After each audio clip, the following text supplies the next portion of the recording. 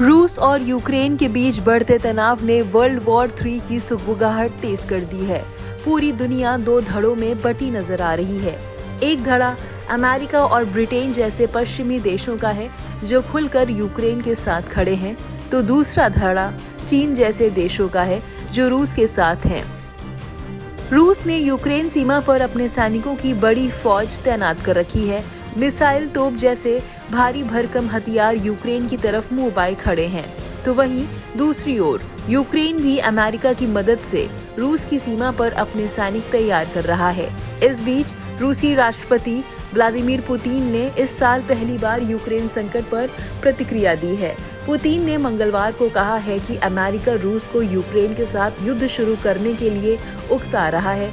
वो रूस की तरक्की पर लगाम लगाना चाहता है। इसके लिए आर्थिक प्रतिबंध लगाने का बहाना खोज रहा है और इस लक्ष्य को पाने के लिए यूक्रेन का इस्तेमाल कर रहा है। पुतिन ने आगे कहा कि अगर यूक्रेन को नाटो में शामिल किया गया तो ये न सिर्फ रूस बल्कि पूरी दुनिया के लिए खतरनाक साबित होगा। यूक्रेन नाटो की सैन्य तकनीक और हथियार का इस्तेमाल क्रीमिया को वापस छीनने में कर सकता है, जिससे रूस और नाटो ब्लॉक के बीच युद्ध हो सकता है। पुतिन कहते हैं कि अमेरिका रूस पर कड़े प्रतिबंध लगाना चाहता है और इसके लिए अलग अलग तरीकों का इस्तेमाल किया जा सकता है, जैसे कि पहले हमें किसी संघर्ष में उलझा दें और फिर यूरोप में अपने सहयोगियों को मजबूर करें कि हम पर कड़े प्रतिबंध लगाए जाएं। पुतिन ने आगे कहा कि फिलहाल इस मामले पर अमेरिका में भी चर्चा चल रही है। साफ है कि अगर युद्ध होता है तो पूरी दुनिया में तबाही मचेगी और हम इससे बचना चाहते हैं। पुतिन कहते हैं कि सभी देशों के हितों को ध्यान में रखते हुए समस्या का हल निकालना चाहिए।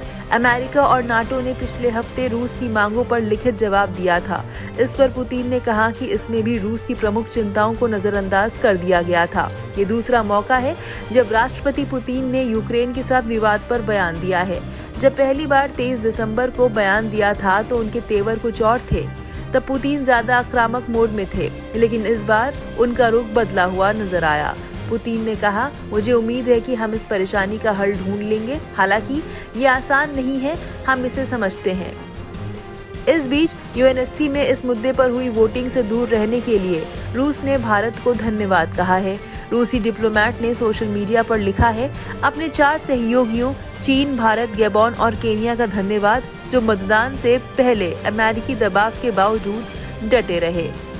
इस वीडियो पर क्या है आपकी राय? कमेंट सेक्शन में जरूर बताएं।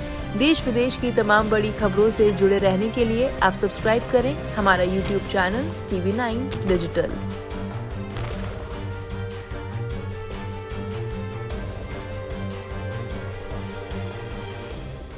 कोरोना धर्म नहीं देखता, जात नहीं देखता, अमीर गरीब ऊंच नीच नहीं देखता। कोरोना सिर्फ मौका देखता है, लेकिन आप उसे मौका मत दीजिए। बस इतना कीजिए, जब कभी दफ्तर से, बाजार से घर लौटिए तो इतना ख्याल जरूर रखिए कहीं आपके साथ कोरोना आपके घर तो नहीं जा रहा।